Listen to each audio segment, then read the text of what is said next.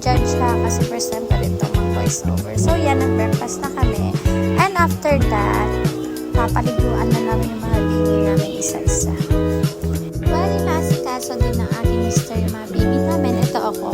Sasampay ko yung mga sampayan na nilabahan niya kahapon.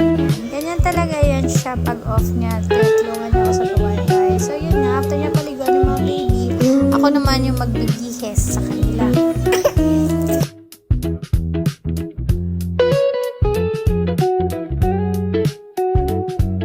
Yan, ganyan kami ni Mr. Tulungan. So, yan. Ang bango nga pala ng kulong na to, no? Napaka-fresh sa ilong amoy.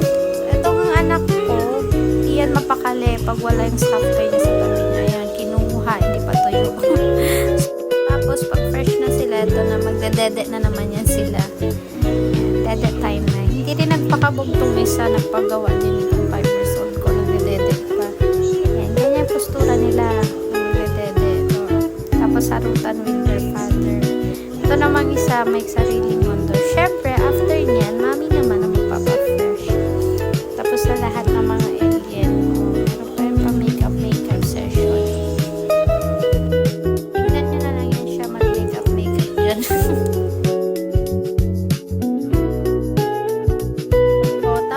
Tapos yan, gagawa na ako na anisasawan para sa lunch. Lagyan mo ng sibuyas, kamatis, kalamansi, sukal, tsaka